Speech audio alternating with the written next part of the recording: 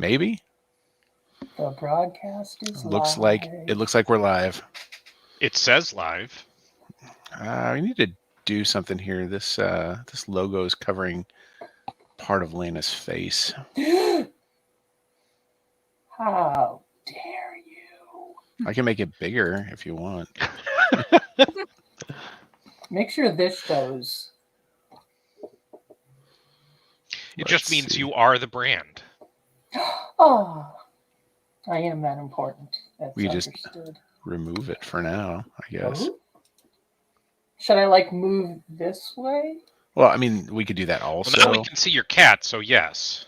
Both of them. There's Jack and there's Bunny. All right. So, hey, we also didn't talk about what we might talk about next week. Well, remember a month ago when we were like, let's do Shang-Chi? Yeah, let's just do that. And that was a month ago? Yeah. Actually, if we wait until the week after, then it's Eternals too. Well, the week after, Eternals is this weekend. Yeah, but I'm not going to see it till next Thursday because my friend Terry has rented out an entire theater. Oh, nice. I heard reviews that it's I guess I don't know if it's the pros or whatever, but I heard reviews that it's awful, it's a mess. It looks so beige. It so beige. It looks very bad. Yeah. Well, is Shang-Chi going to be on HBO Max? No. Is that what you were saying? Oh. No, it's is Disney it not Plus. on Disney Plus? Yeah, not yet. But it'll be available for streaming within 2 weeks. Yeah, I didn't get to see it in the theater. Yeah, it's going to be good. That movie's good. It's available on the 12th because that's Disney Plus Day. That helps. They're making it available then. Okay. So let's find something else in the meantime. I want to do Election, Tony. Oh no. Is that available? I watched it on, I want to say Hulu. It's on some streaming service that you subscribe to. Okay, I'm looking. Well, there's only a few of those now. It's called Election? I mean, there's I'm pretty sure I've seen this movie. It looks like it's on. Roderick. Yeah, it looks like it's on Hulu. Oh, golly. I have a vague recollection of this. Is it on Hulu? That's good. It is, yeah. Freaking Reese Witherspoon. I might even have seen it, but I really don't remember much. All right. I recommend you rewatch it then. Election next week. Okay. I'll have to make time next week. This weekend is a little busy.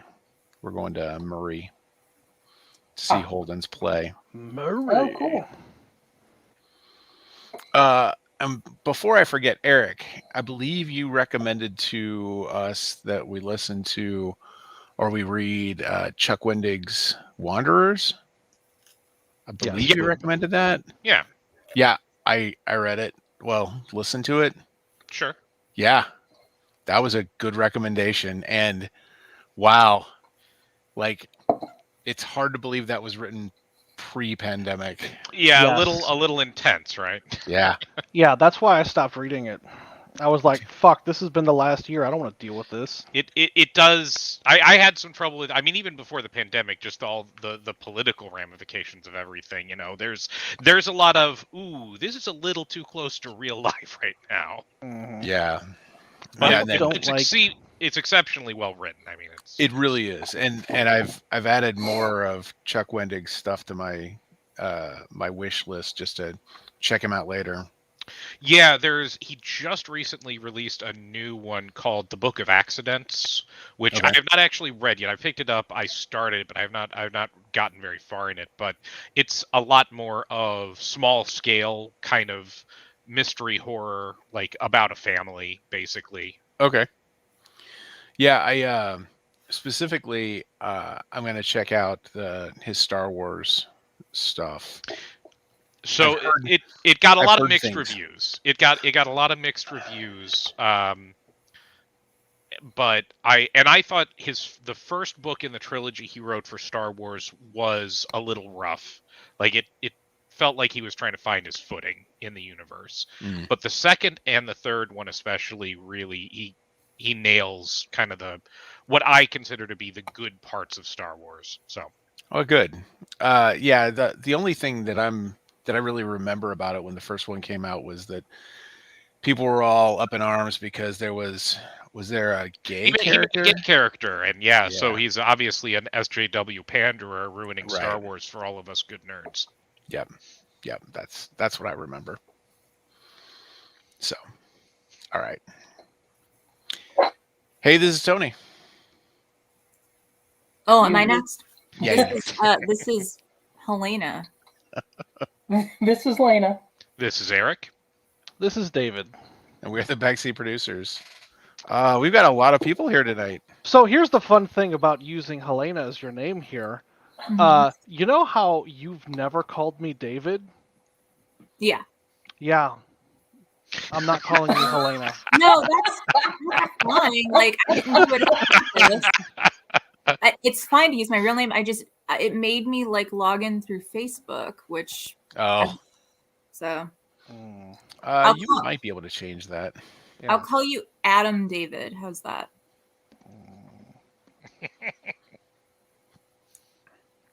David. Yeah.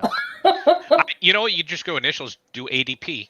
I do that a lot. He's ADP. I like do that. a DP, like a single DP. Sure. Just like one scene of DP, not like a full like porn of DP, just like one DP. I feel like if there's DP at all, it's become porn. It's almost like pants though, where it's like one is kind of multiple. I don't know That's that true. you have a singular DP. You don't have a singular pant. Yeah. You have a pant leg. That's true. Yeah, but then isn't pant anyway, alright. Because then you have a pair of pants, which is kind of silly. So it's a pair of legs, I suppose. So what I've discovered this week is that for $250, I can get a custom-made bike jersey with whatever I want on it. Oh dear God. So I've put the E pluribus anus flag from Community on the back, very large. And then I've got some Factorio things on there.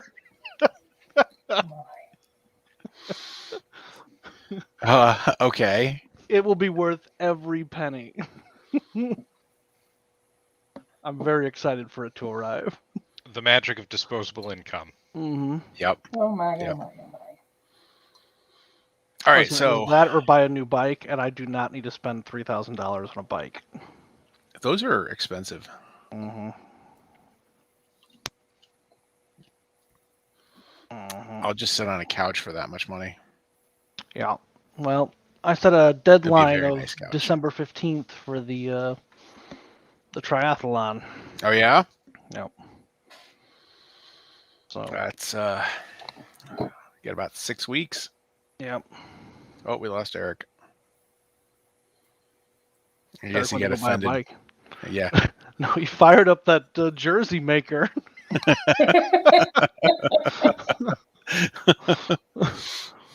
Had to go get that jersey in. Yeah.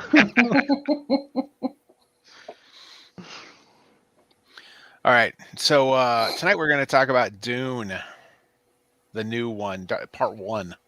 Yeah. Yeah, which I did not know about going into the theater. That actually caught me off Ooh. guard. Oh, I bet that Well, was a little surprise. You're probably looking at your goddamn watch towards the like A towards little that bit. So 2-hour yeah. mark. You're like, holy shit. So actually, I went to see it with Monica on opening night, and then some friends the next day. And yeah, when Monica and I went in there, I saw the part 1 come up, and I was just like, oh wow, they're really banking on being able to do more of the other books, I guess. Right. But yeah, we got like to the 2-hour mark, and Monica turns to me, he's like, how long is this movie? Because this is not near the end. I'm like, yeah, I think we're not actually getting the whole first book. So, Yeah, I managed to not know about that ahead of time. I was on my usual, one trailer only and don't read, as much as for Dune. It's not like spoilers were going to be a problem, but Yeah. I try to minimize my exposure to upcoming media that I care about now. So yeah, Yeah, that I was caught, that had to have come as a bit of a surprise then. it was, but not an unwelcome one, because it was I like that they're really letting the story breathe. Yeah, I It agree. felt. I saw somebody, and I actually did see this before I saw the movie, but I saw somebody tweet that Dune to them felt like 70s science fiction in its psychedelicness and its slow pacing, and that wasn't a bad thing. And I kind of agree that it didn't feel like a modern day movie, in that they took their time with a lot. They would let scenes breathe.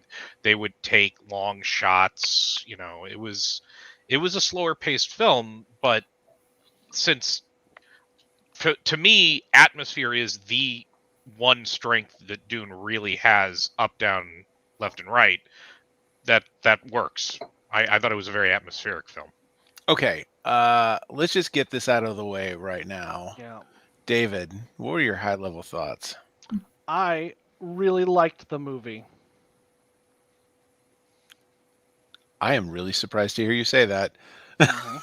Honestly, I will expand on that later. okay, I am honestly surprised to hear you say that. Very pleasantly so.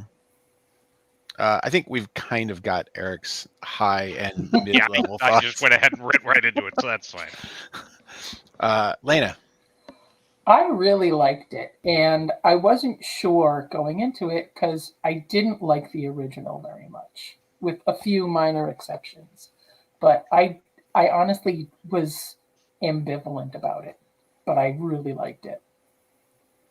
Helena, I loved it, and I've got like a notebook full of comments for when we get into the more detailed discussion. But yeah, I really liked I it. expected no less. Wait, has anybody here like not read it and still I've like not read it. and you like I started it like 40 years ago, and I could not get into it. I am in a complete turnaround from my usual position on this. I am not going to worry about spoiling the book, Lena. Oh, damn. Because also, you'll have forgotten the spoilers I give you in the 2 years between the now and Yeah. the next movie comes Yeah, out. I'm sitting downstairs earlier, and I was like, God, I hope I remember enough about the movie. I'm like a friggin' goldfish. I also feel like that when you're talking about science fiction books that are a half a century old, there has to be a statute of limitations. Yeah, that's Yeah. Yeah. Although, Yeah. Eric, is like, as soon as I finish the 20-hour Final Expanse book, I will definitely spoil it for you via IM. How dare you, sir? How dare you? Immediately, I will stay up all night We've finishing just got a it. couple of weeks. We've just got a couple of weeks for that to come out. That's the actual triathlon. I'm still not even sure if I would be able to get into the book, because there's so much. The book's not that long. No, the book itself, the first book itself's really not that long. Yeah, The yeah. I olive mean, if bit- you want to get into the sextuplet and the associated works, then you're talking about a lot of words. But it's. I mean, it's not a short book, but it is not like a Stephen King tome or anything Well, like that. the other part of my comment was going to be I never could read The Stand because I couldn't get past the 8 million character introductions at the beginning. I was just like, I don't know who's who. Screw it. Movie was fine. Which one? The Stand. No, I mean, which one? Which one? Oh, They the remade the original. miniseries. Just like which version what's of it- Dune? Yeah. Maybe it 'Cause was this the is- miniseries. This is the third version of Dune, Mhm. the fourth attempt at Dune. Movie? Yeah, Yeah. Well, one of them was a miniseries, but Oh, okay. it was actually really good. yeah, I honestly, really did enjoy it. Until this one, I thought the miniseries was the best iteration of Dune they had done, visually, and actually, Children of Dune. I still love Children of Dune. I think Yeah. that I've not really- seen either of them. Well, let me just go ahead and jump in and say that I did like the movie. I really liked it. I got to see it on the big screen, on the very big screen, and it was worth seeing it on a gigantic screen. Yeah, our first viewing was on the IMAX, and it was that was the way to go. I could not. I would have loved to, but I mean, I did see it in the theater, so at least it was bigger than a TV screen. I watched it in my living room. Oh, you should have seen it on the big screen. It was beautiful. And it was also really loud. So like when they used the voice, like you felt it in your It rumbled. voice. Yeah, it rumbled. Yeah, Yeah, yeah. it was good. I'm sure if you didn't have balls, you grew them so you could feel it in your balls because it was just that loud and rumbly. It really was. Doesn't feel like I missed out on anything. It was great. I love seeing it on the big screen. It was. I made it a point. Like I could have seen it at home on my television for like 4 or 5 days before I got to see it, but I really enjoyed seeing it huge. I will say that the fact that I like that we're seeing more of these movies that stream are available to watch at home simultaneously with the movies.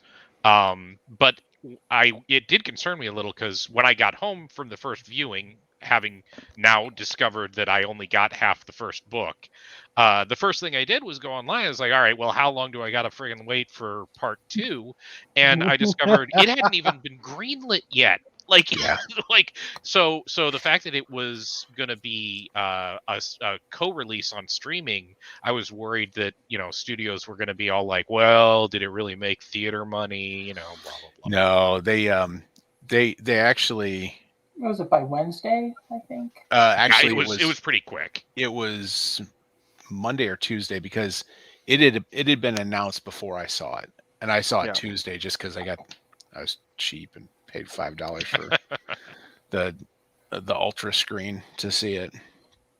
But actually I paid $10 so I could buy the seat next to me so I could be comfortable because fuck sitting next to a stranger.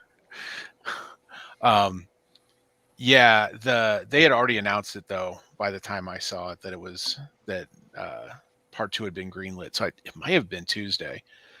But they were saying, like, there were interviews with people from the studio that were saying, if you really want part 2, make sure you watch it, make sure you stream it. Like they were hyping people up to make sure they see the movie, because if you want to see it, prove to us that you want to see it by watching it this weekend. Like, don't wait, even if you stream it. Like that was kind of the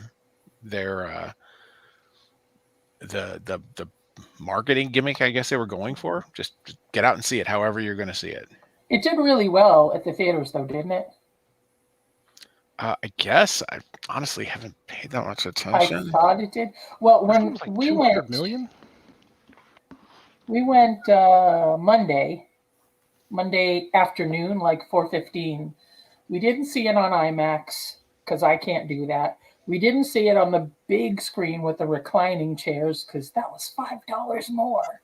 So we saw it on the regular screen.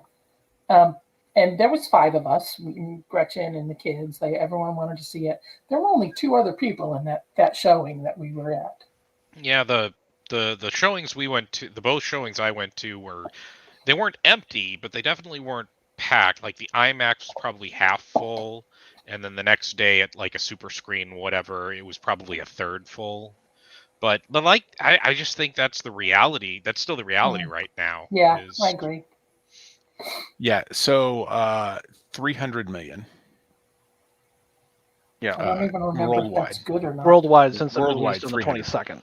Well, and like 4 years ago, for a movie of this magnitude with this kind of cast and budget, that would probably have been touted as a massive failure, right? Mhm. Yeah. But if that's 300 million worldwide in theaters now, When I it's think that's also not when it's bad. when it's immediately being released streaming, and there are people that still refuse to go to theaters just because it's not safe. I know a number of people who saw it. In fact, a whole podcast I listened to just this last weekend. every member of the podcast talked about seeing it, but none of them watched it in the theater. So, I mean, I know a lot of people just aren't going to theaters. And, I don't blame them. But for me, this I one. only go to private theater screenings now, Tony.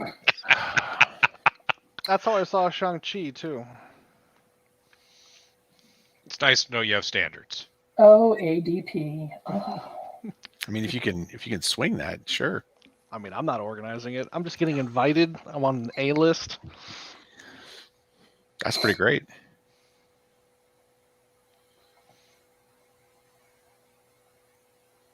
All right, so I have a lot to talk about, but I don't know where Mhm. to start. Let me start talking about why I liked this movie, Okay. because I strongly disliked the book. I feel like Eric was talking about how this movie had space to breathe, but the thing about the movie is that I feel like it had less space to meander than the book does, and not having a lot of the internal dialogue really helps this media, because every fucking scene with Jessica in the book is painfully laborious if anyone's having a conversation, because someone will say something and Jessica will either repeat what they've just said or interpret the very literal thing they've just said literally. It is incredibly frustrating. But when you don't hear what she's thinking, the conversation doesn't happen twice. It's wonderful. Well, and I actually still love that. I periodically reread the core Dune 6 books, and I still really enjoy them. And especially the first one. I think the first one holds up for me every time. But I agree that it's best that the movie didn't try to do that, because, I mean, this is where you get into a movie and a book are very different mediums, and they shouldn't be. Movies that try to be a carbon copy of a book when they're adapting it are some of the worst adaptations you get. And I think that was actually one of the problems with the original '80s Dune, is there's so much internal monologuing and exposition and everything, and it just ruins the pace of the movie. Mm-hmm. So I have a question for Lena, because you have not read the book, Correct. or even the time you read it was an extremely long time ago. Oh, yeah. When you tried to read it. Oh, yeah. Did you have any problem following this movie? No. And I think I had a more difficult time following the original movie.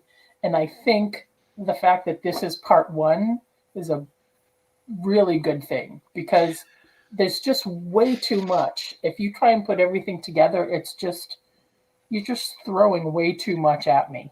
So I find that interesting, because I've heard a lot of people who are fans of the book stating that they don't understand how somebody can watch this movie and enjoy it and understand what's going on. And I've been trying to unpack that over the last week, and I think I've come to some ideas where that's coming from. And I think it's because there is an incredible amount of minutia that doesn't matter to tell this story that is cut from the movie version. It's cut from the script. There are details about motivations and why people are doing certain things that aren't on the screen. They're not there. They're not implied. They're just not there. Like the importance of a crysknife, the Dr. Huey's motivation, and like why it's such a big fucking deal that he turned. It's not there because it doesn't matter. Doesn't matter. It doesn't really matter for the story that they're telling. If they were telling, the Avengers saga over 20 some movies, if they're trying to go that route, yeah, you're going to want to start seeding some of that. But it doesn't matter. For the story they're telling, it does not matter. Yeah, I have a couple of friends who had no exposure really to Dune at all before seeing this movie. either because they're children or massively sheltered. I don't know, but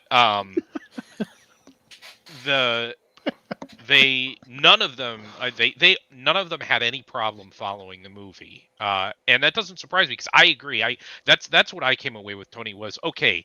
Was there a lot left out from the book? Absolutely. Was any of it essential to tell the story that was being told? No, none of it was. They didn't once tell you what a mentat was Right. in the movie. It Or doesn't why. matter. Or why there are Or mentats. why they exist, why there aren't computers, that there aren't computers. You get the bare minimum of exposition about the setting, and the rest of it is told through the story that evolves, and I think it's fine. And it's not like it's not like they made it so that that stuff doesn't exist or is contradicted. So if you are a huge fan of the book and the story and everything else, it's all there. You can see it happening. They just don't lay it out for you. So yeah, if you don't know it, then you miss it, but it doesn't matter. Or if you're a big fan of this movie and you want to know more and you go read the book, there's all stuff this for you to explore. amazing stuff to discover about it Yeah. that's not there. Yeah, not for you.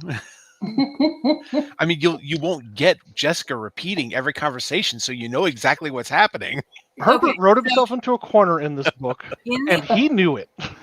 In the audiobook, that at least the one that I bought, I don't know how many versions there are, but they did that whole Jessica and Paul internal monologue in an awesome way.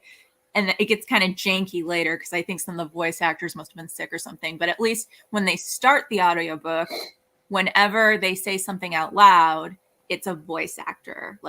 But whenever they have like an internal thinking about it, it's the narrator. And I really because of that, I didn't mind how much internal monologue there were. And I liked Jessica's internal monologue because it nuanced her character. It showed she was super resentful about not being married. Can I say spoilers right now, or is okay?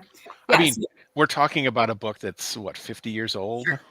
So yeah, her resentment, the little things she's worried about here and there, and even at the end of some of these things I noticed that they put into looks in the movie. So if you had read it, why at the end she kind of looks at Chaney and Paul interacting, and she's kind of got this on her face, the same face. She loses her smile, and it's a very subtle. But I was oh yeah, I know why. So right. Or why it's a big deal when she gets the Chris knife from Mapes. Yeah. I saw a complaint that Mapes was in the movie but didn't explore anything with her, but it's she literally just does nothing but die. That's what she does. Yep. She shows up, gives the knife, gives a bunch of exposition of why it's important. Actually, she gives the knife, and then I think Jessica's internal monologue explains why it's important. Mm-hmm. And then she dies. Yeah. I mean, frankly, a lot of the characters kind of wind up being that way. Especially if you were gonna try to cram the whole first book into one movie, a lot of the big characters die before you're halfway through. I mean, the betrayal and the fall of House Atreides happens really kind of early, and it's one of the reasons I was so glad that we got got a two-parter, was because I needed that much Oscar Isaacs. I'm sorry. Yeah, it wasn't going to be good enough. He was the best cast of this. The movie was the whole cast. But the whole cast was amazing. Absolutely, it was a great. He was mwah, there is no better actor they could have gotten to do that. Yeah. And that's not just my boner for Oscar Isaacs talking either. He wanted to be a pilot. I had reservations about Jessica Ferguson because like every movie she does, I go into it saying, "Ugh, God, Jessica Ferguson," and then she ends up being really good in it. And that exact same thing happened here. Like I went, I don't know if I like her as Jessica, and then she ended up being like the perfect Jessica. The only person I thought like kind of maybe was miscast was, let me make sure I'm saying his name. What's his name? The wrestler. Dave Dave Bautista. Bautista. Yeah. Batista? Is it Oh, I Rodon or Rodon? Raban. Raban. Yeah, Raban. The Like- Beast Raban. Yeah. Raban. Yeah. Raban. Yeah. So he like I thought they were really trying to get Dave Bautista into the, like I felt like they were trying to force him into the movie so people would be like, oh, Dave Bautista and Jason Momoa. Like I don't know. I think we're gonna see more of him later. Yeah, Raban And- Raban becomes more critical in the second half. Yeah. Yeah, well, I know, It's more of a setup for what happens later. I mean, And we don't even know who Feyd-Rautha is yet. I was I gonna know. say, That's the was he? Like, why did they take him out of this? Like, what do you there's guys no think? reason No, he to. doesn't. Yeah, he's he not in doesn't it. show up until later. well, he's in a few scenes, but He's it's in the literally he's Harkonnen. there for the Baron to kind of wank off to. That's basically it. Yeah. But yeah, no, I think I think they saved a few characters in a really interesting way to literally not even be cast until the second half, so that they would have more impact when they do show up. Feyd-Rautha being one of them, the Emperor being the other big one. Like we didn't see the Emperor the entire first movie, which I think What? He was there, no, Mm-mm. wasn't he? no. I There was no thought he Emperor. was, Oh, but no, it it was was just actually the- the uncle, the Yeah. Baron Oh, Harkonnen. no, Harkonnen? not Baron Harkonnen. It was like the general of the Sardaukar army. But it Oh, wasn't the Emperor himself. I thought no, we saw the Emperor in there. I no. didn't I think so. don't think we I did. don't think so.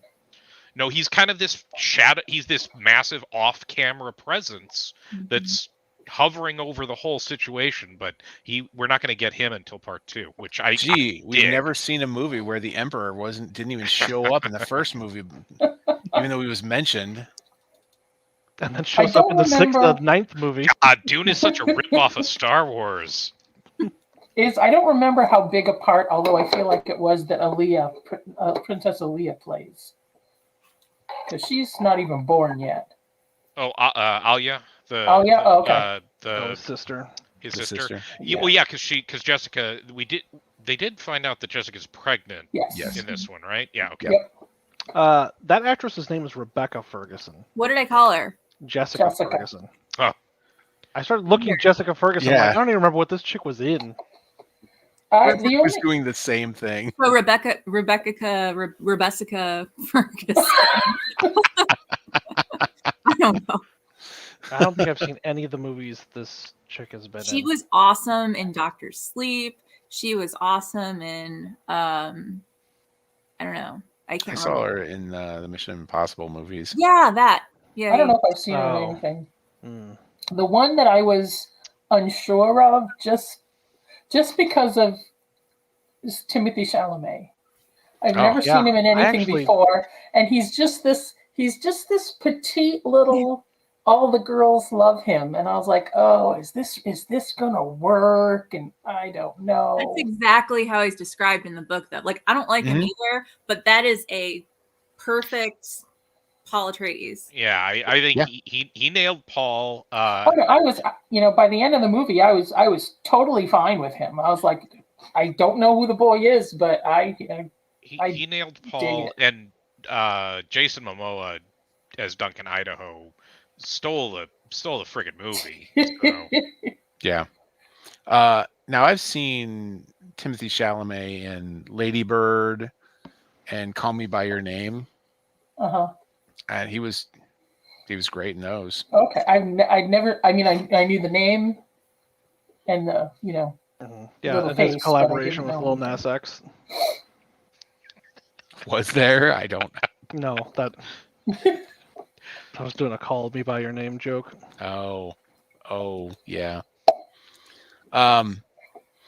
Yeah.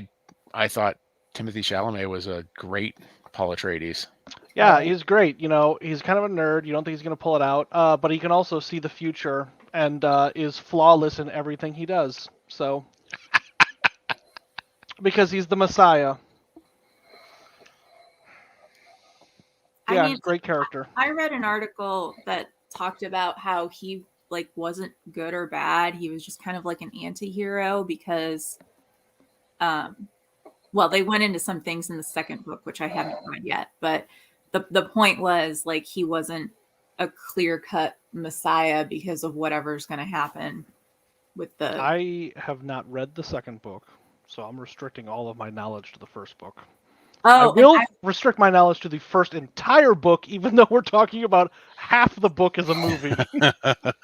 so I was really, really curious if they were going to use the J word because like half of America probably would hear that and be like, oh no. Like, and so they used, I think, the word crusade once maybe, but then holy war. And I don't, not use it.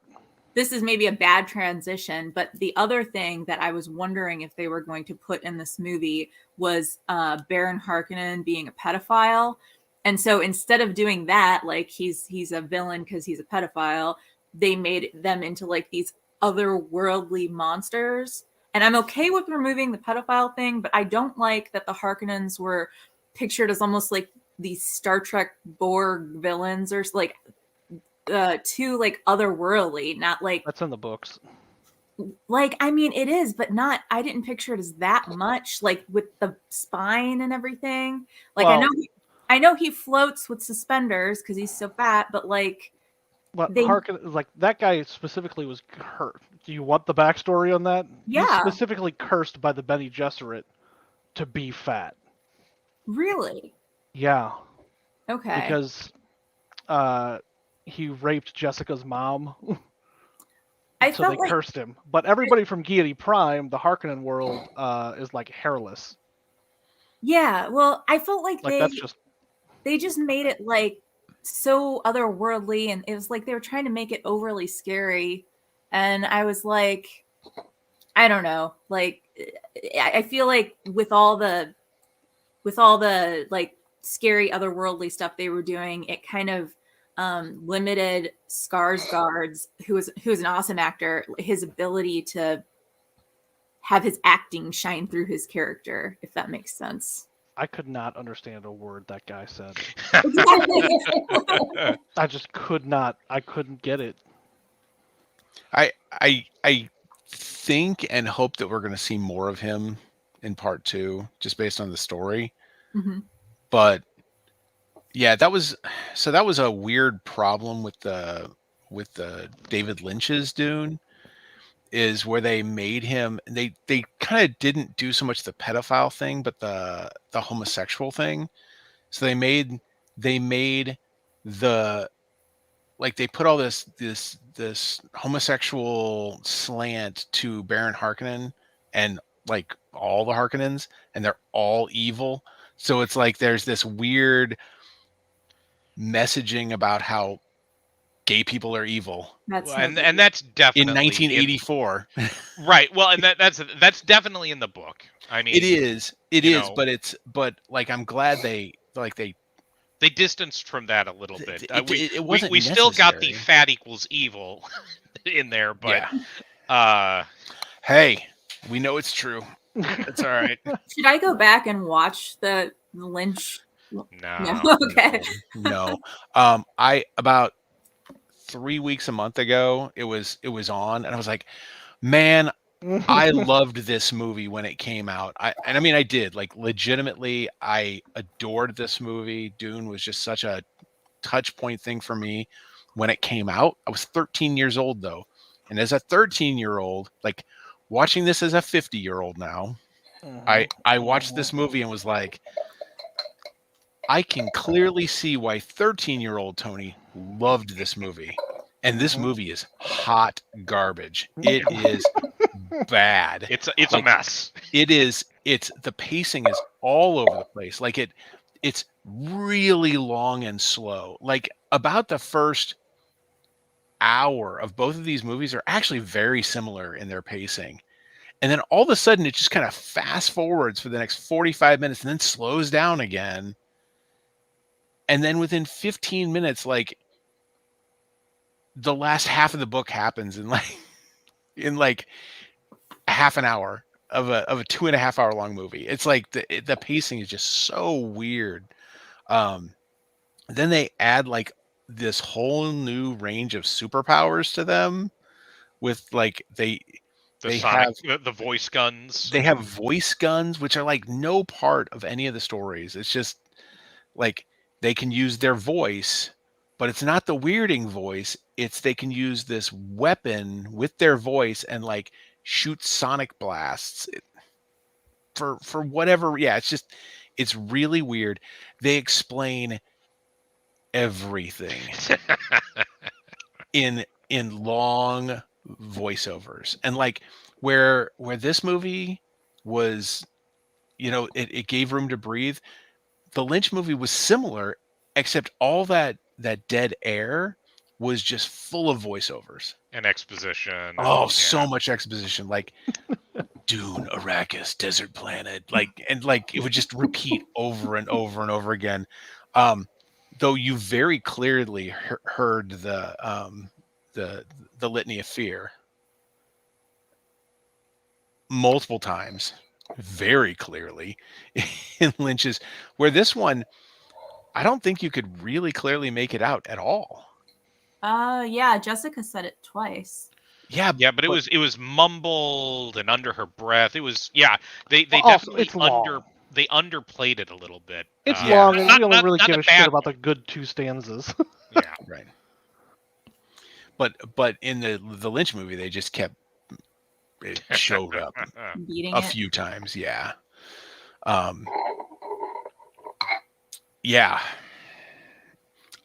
Also, the special effects are atrocious. And Well, and again, that's one where you think back to the 80s, and in the 80s, it was like, whoa. no, But no, Eric, I'm going to say no. the I'm 80s gonna is a say 13. no. The 80s is a 13-year-old. Okay, I'm going to say no because this movie also came out after Return of the Jedi. It had Really? It Oh, did. man. It came out a year after Return of the Jedi. So it's really hard to forgive that. Like I'm watching this saying, "Oh yeah, this was the 80s." Oh wait, no. Jedi was 83, this was 84. Nope, you don't get a pass on the shitty special effects. The effects for the shields looks like a 4-year-old took it frame by frame and colored over each frame in crayon. Like it's really bad in the David Lynch. in the David Lynch. If you want to see just how bad, just look for the shield effects on Dune on YouTube. Just There's don't. some pretty good videos that catalog like Actually- because there's a pretty deep history of people trying to make this movie. Like yeah. the mini series and the movie that was made, and then there was like a failed movie in between, and then No, like it was before. Yeah, was the before Lynch's. Jodorowsky's Dune, Mhm. which The itself, unadaptable movie. then the failure of that led directly to many of the things that contributed to the flash in the pan success of the original Alien movie. Yeah, because a Goddamn, lot of the Alien's a people good that movie. worked on Jodorowsky's Dune. Jodorowsky's Dune were like they were all together anyway, prepping for this movie for years, and then all went to make Alien. Yep. Which was before they got there, essentially going to be an MST3K level monster in space B movie. Yeah. And then it set a fucking standard. It did. But yeah, no, yeah, don't you don't need to watch Lynch's Dune. It's done. It's not worth it. And yeah, if you want the shield effects for a good laugh, like look up the clip of Paul fighting Fade Rotha at the end of the movie, because then you'll get to laugh at the shield effects and you get a oiled up shirtless Sting. So Yeah. Win-win. So I have a question for you guys. For the people who watched it on HBO Max, did you have closed captioning on? Yes. Okay. So I saw it on the big screen, and then I've been running it on HBO Max with closed captioning today.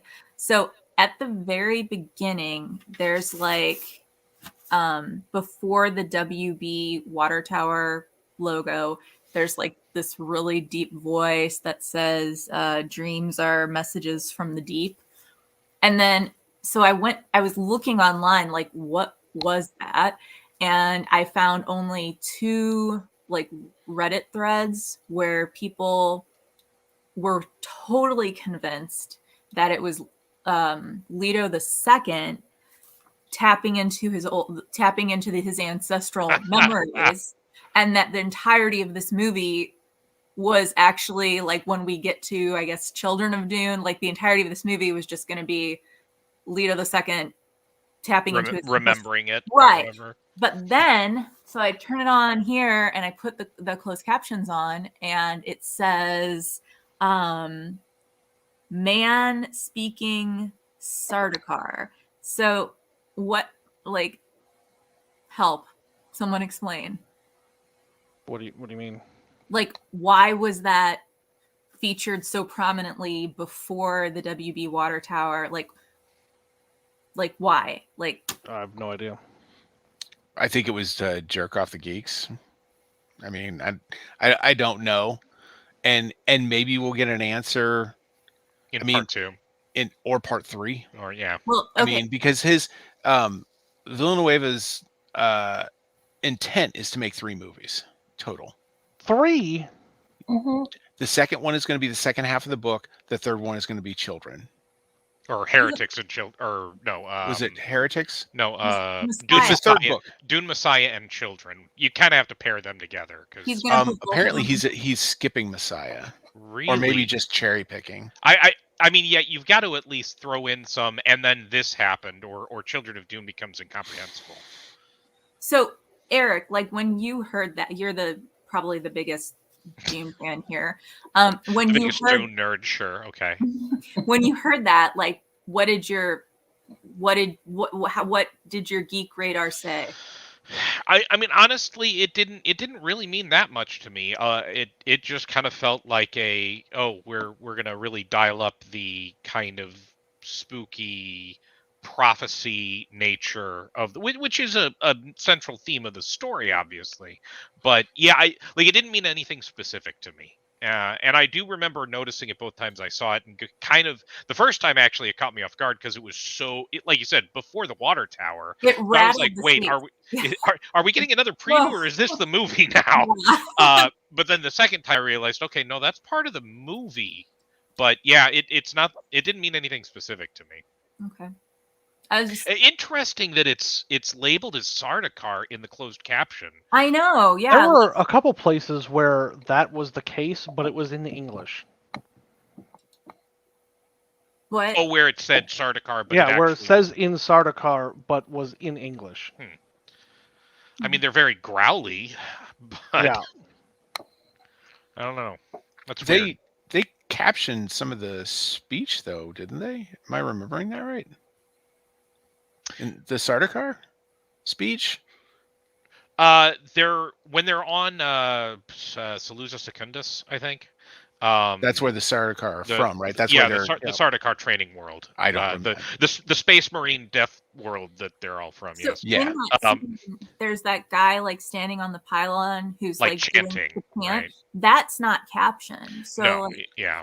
so No, that's not. But there's another part that was where they're speaking and then it's captioned. I thought that they were speaking and then there were some captions to that. It might be when Paul and Jessica are being abducted in the Thopter. That definitely happens whenever, because she speaks with hand signals and those are captioned. Those are absolutely captioned. Yeah. And then she speaks. Then there's another language. Oh, when they speak in Fremen. When they're speaking Fremen, those are captioned. I had forgotten they actually had like the actual Fremen language being spoken in the movie. Yeah, because it's a point. I mean, it's Because a you point don't because see the Paul sand learns people? it, and they just assume none of the Fremen assumes that any of these off-worlders understand their language. But right. but he's Paul been makes studying. a point of saying it like that. Yeah, I know my Fremen. I should be able to go with Duncan. It's like, no, you're gonna stay here with us. can we just, like, take a second to just say that Fremen is Freeman and Gom Jabbar is Gom Jabber, like Jabber. I don't know, like, When I read it, I was like, oh, it's free men and she's using a jabber. But then on the audiobook, it was like the gum jabbar. I don't know. That's Well, always what it's Fremen, been I called. think I think that's intentionally kind of Yeah. meant to be like a linguistic drift type of thing, where yeah, they're the free men, but they're known as the Fremen or whatever. The Gom, Arabs. the yeah, How do yeah. we say Arab without saying Arabs? Oh, and Shai Halud. Oh, okay. So these are Arabs. Okay. Space Arabs, that's right. But don't worry, the white savior's coming for them. It's Mhm. okay. Don't worry. The white man's gonna go ahead and sweep on in. Start a holy war. He's the Messiah, you know. Got to He get can that see all of the jihad. past and future, except when he needs to see the past or future. And then, conveniently, he cannot. Because Herbert did that, and then I know what happened. At the end of the first book, he started writing the second book, and he's like, well, fuck. What do you do with this? Well, no. And maybe he didn't have this in mind when he wrote the first book, because the first book definitely has a different feel. But that literally becomes the plot of everything else. Yeah. That being able to see all of the future exactly and have it be 100% for sure is a problem. It's a big problem. Like in universe, it's a massive problem. It literally, by having someone with true perfect prescience, humanity loses free will because it's all predetermined. And that's why Paul bails on the idea that's what I think, Tony, you were getting at with heretics, or somebody was that actually maybe it was Lena, that Paul kind of bails on the whole Messiah thing in the second book because he can't deal with what has to happen to get out of that trap. And so he hands it off to his son, which then becomes the third book and the fourth book and blah blah blah blah blah. So I have a question. So the holy war that he like sees himself leading in the movie, they have that little scene where like him and Chani, Chani, yeah, are like all dressed in black and evil looking. So it's supposed to be against like the holy war is supposed to be like taking the Freeman, the Fremen, and attacking like the colonizer houses, right? Is that like what the jihad is? Because Adam David and I had a discussion about this, and like he made it seem like well, tell me what your whole thing about this What is. was the question? It was like I was saying, oh well, yeah, he's the savior, he's good because he's leading the Fremen to dismantle all these houses which have been colonizing the planets. But you were saying like, no, the jihad is a bad thing. Or The whole jihad is a bad. The plan as of Dune, the jihad is a bad thing. He rolls in. The Bene Gesserit have seeded in the Fremen this idea that a Messiah is coming. Okay? Yep. The Fremen, in the meantime, are like, you know what? We don't give a shit about these colonizer houses. We're going to turn Dune into this, like, watery paradise. Right? So, when Paul shows up, and then Jessica manipulates the Fremen into thinking he's the Messiah, now he rolls in, and he's like, well, fuck, now I've got a full army here. I can just avenge my house with this army, this disposable army I don't have to train or care for or any of that shit. Like, so you think you think it's bad because like it's he's using the Fremen basically. yeah, I don't know how you would see it any other way. He's dismantling colonization and like he's basically taking down. He himself is a colonizer. Well, I know, but doesn't he kind of like now identify with the Fremen? So, at least in the book, now this is where you kind of get into problematic aspects of 60s old white guy science fiction writers. But yeah, Paul goes native in the story. He adopts the Fremen way of life completely. He He has all but marries Chani. He's not actually allowed to because of politics, but she's the one who bears his children. And the initial war, Paul does, at least in the book, he cares about the Fremen, but he's also going to use them to be his army of retribution because they're there and they can do it. And because he starts getting visions of the future that tells him that's what he's supposed to do, and it's a whole thing. It's a whole thing of, is he choosing it or is that because he saw it? There's a quantum mechanics locking in the wave function aspect of the story, but anyway, when he starts out, all he wants to do is kick over the Emperor and kick over the Harkonnens and avenge his family, and then in the process he sets himself up as Emperor. And then the Fremen are like, great, let's keep going. And he's like, yeah, I guess. And then they basically go out into the entire Imperium to burn it all down and convert everyone to the religion of Muad'Dib. And that's the bad part, is he loses control of the Holy War, right? It becomes bigger than the man it's about. Regardless of how much he takes part in it, it goes beyond his capacity to direct, control, or manage.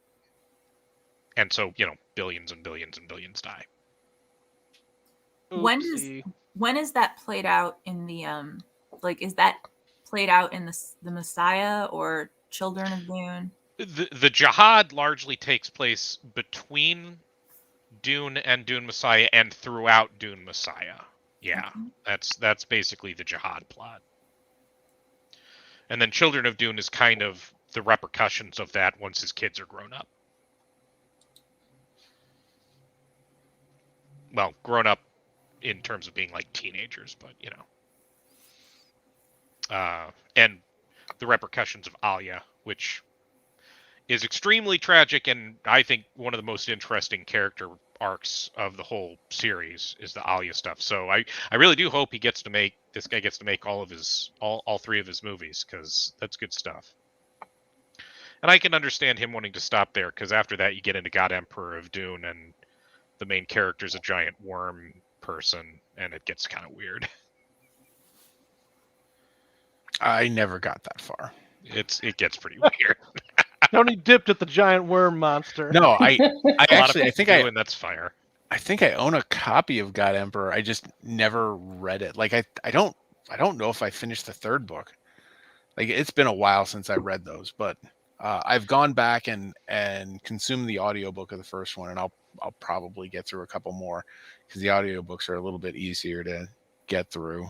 I'm listening to the audiobook of Messiah right now, and it's significantly harder to get through than the audiobook of Dune. So was reading it.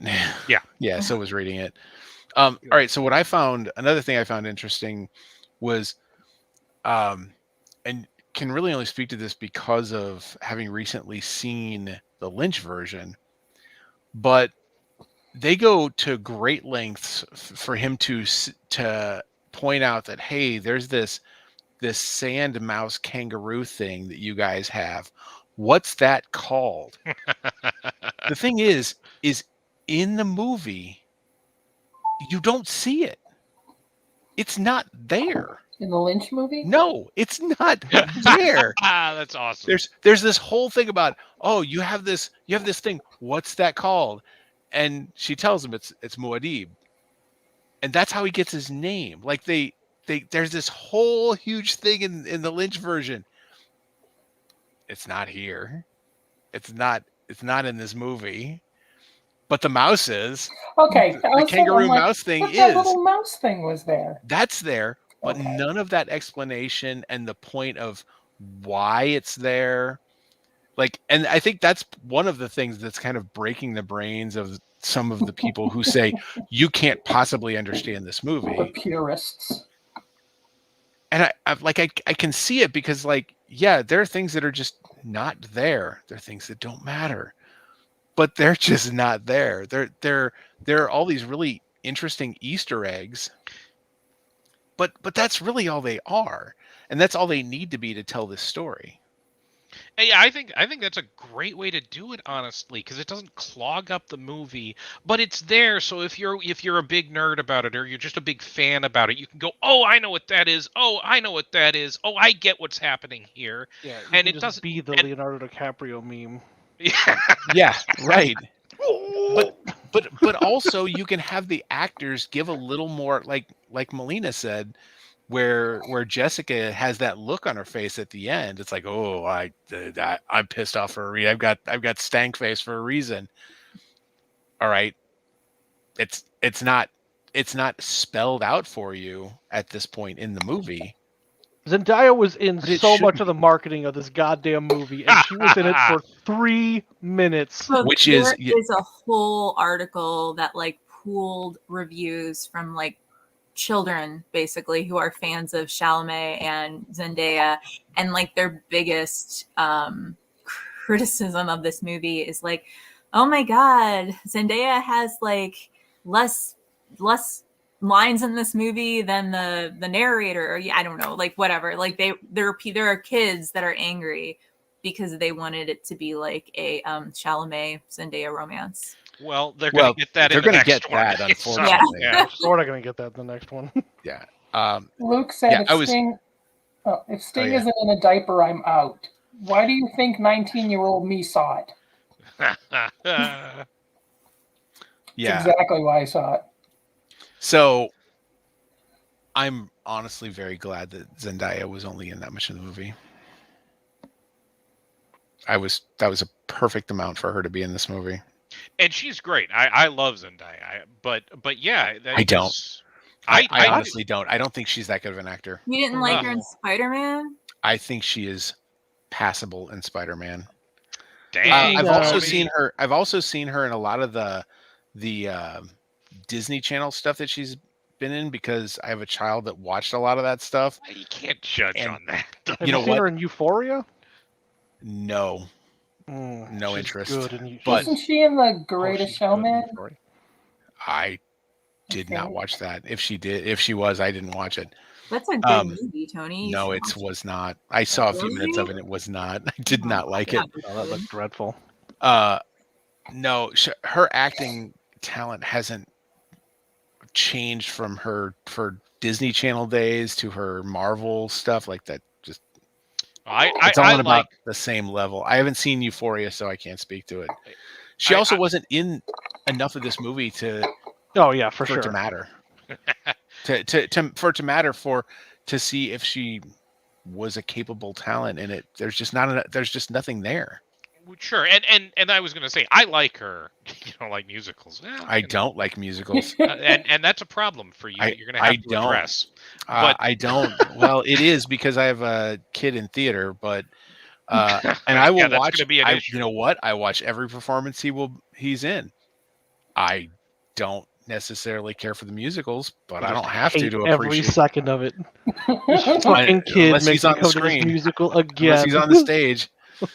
Well, I like Zendaya. He actually did. You know what? He actually did really good in The Addams Family, though. He was Gomez. His senior year spring musical, he was Gomez in The Addams Family. So, and you were never prouder. oh no, he was fantastic. I like Zendaya. She was not in that much of this movie. You didn't get a good chance to see her stretch her legs, and I'm fine with that because they would have had to have the story, the part of the story they told. She's not that part. She's not in it. Yep. So they would have had to go out of their way to ham fist her in. Otherwise, Oh, so you I mean think it's fine.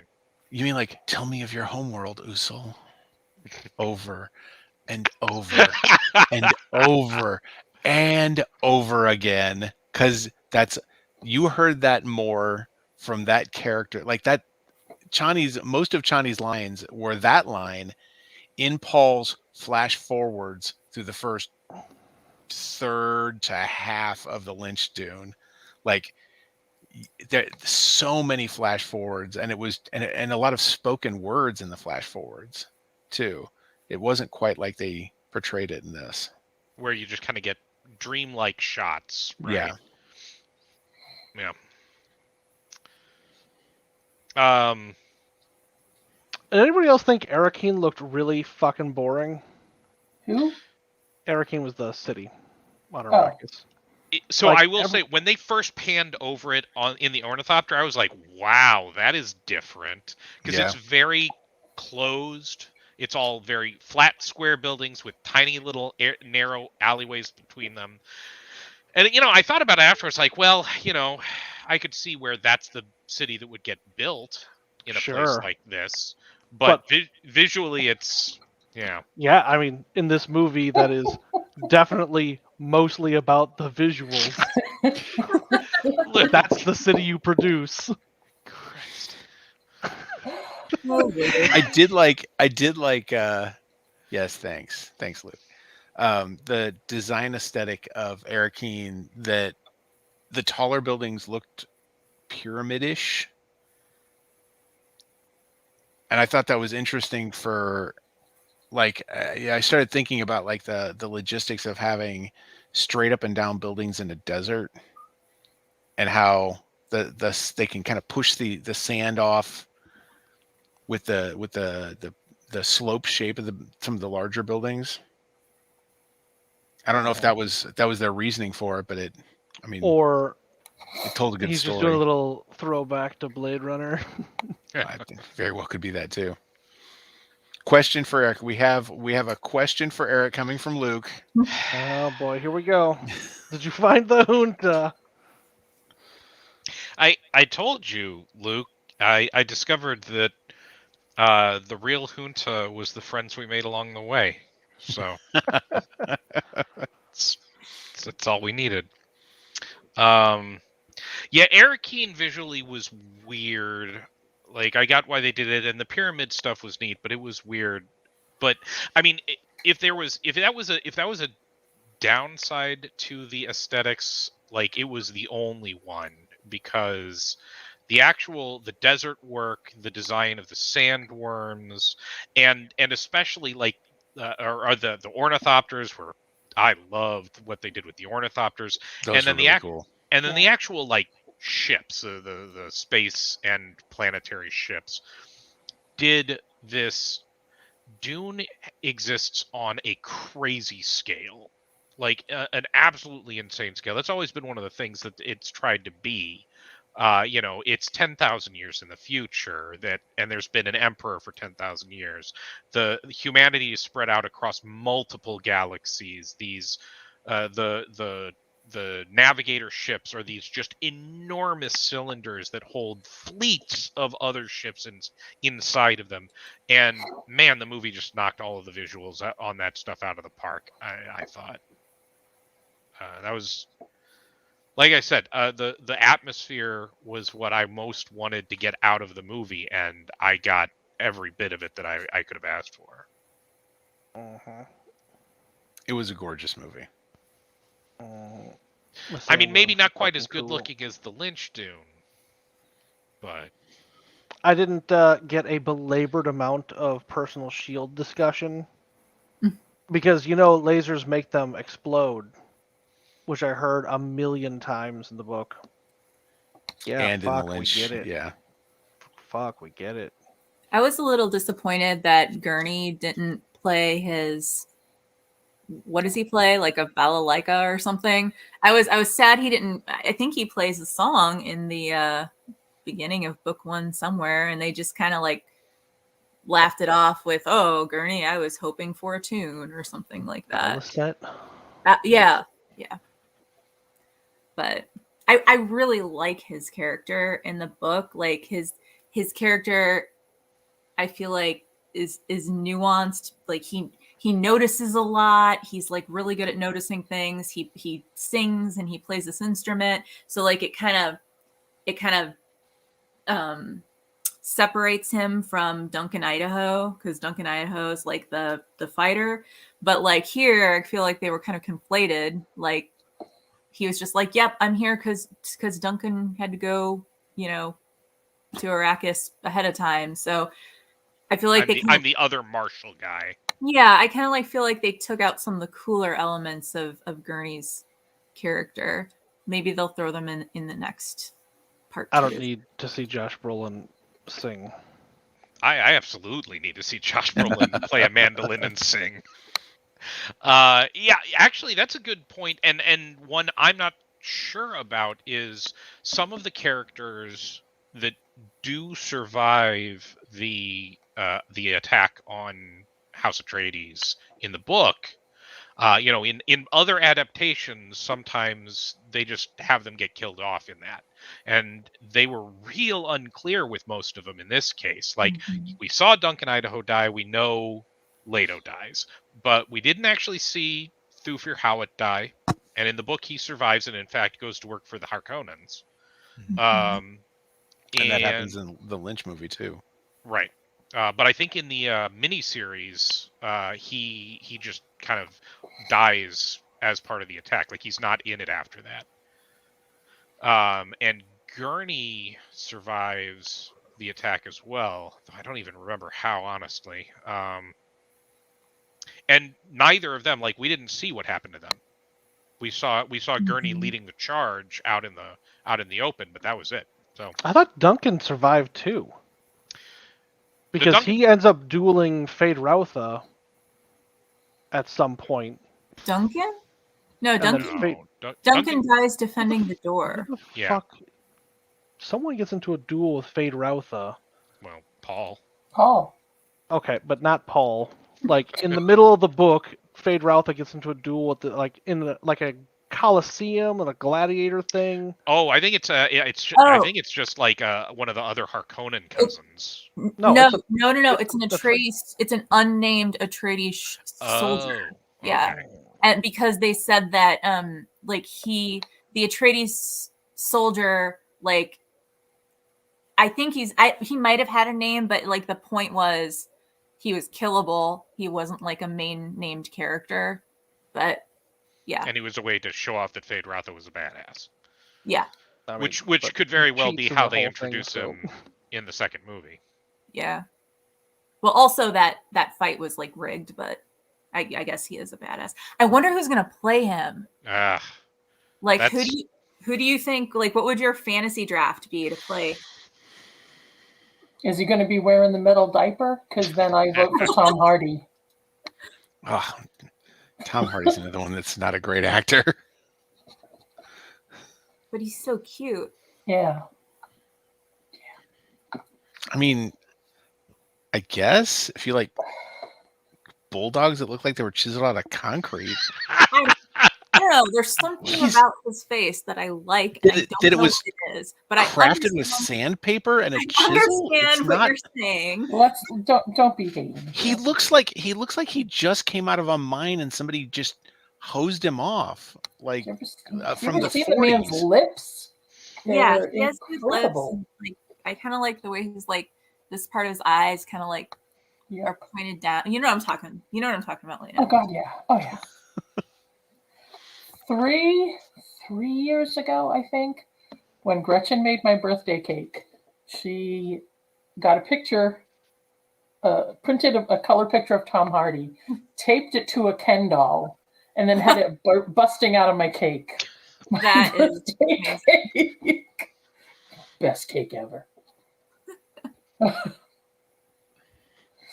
I think they should just get Sting to play him. that was going to be my first suggestion. Like, sure. and don't de-age him. Just have That Sting would- roll out. That would be awesome, though. Just old man Sting. Only the Sting from Only Murders in the Building.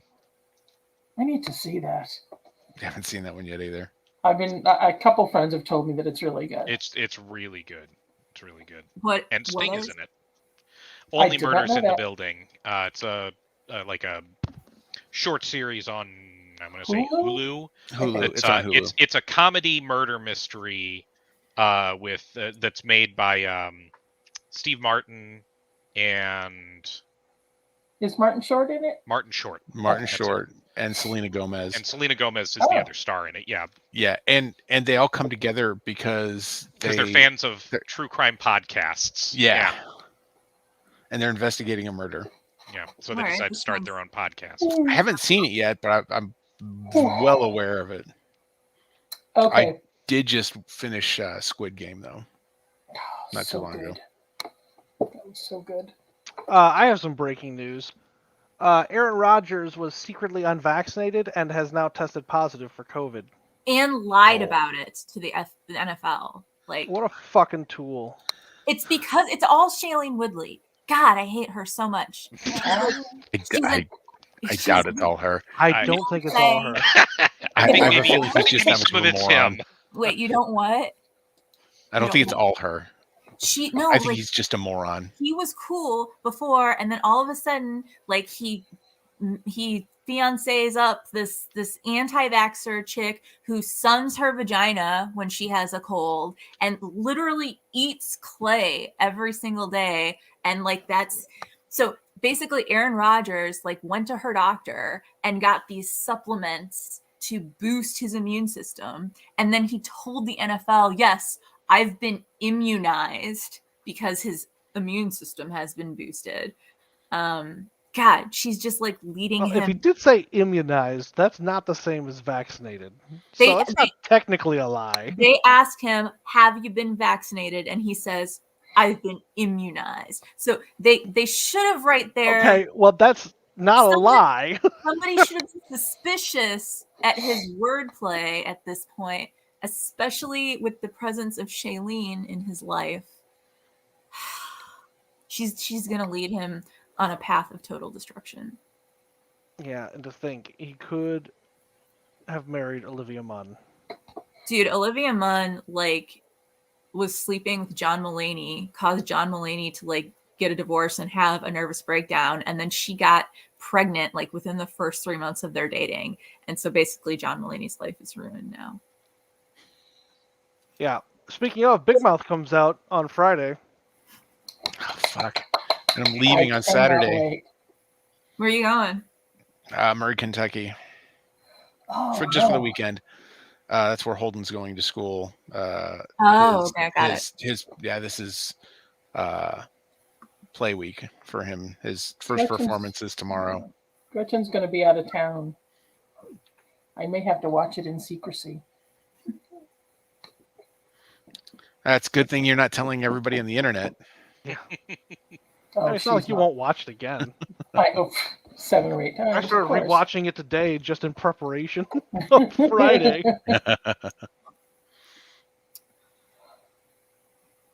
How does Timothy Chalamet like stay so skinny? I don't know. He's 12. Well, He's- when how you old have is a he? lot of money, I have no idea. He's young and rich. I mean, Mhm. It's probably just all special effects. There you go. Yeah. It's not. He's so tiny. He's 25. He's 25? Yeah. Yeah. He will be 26 in a month and a half. So will I.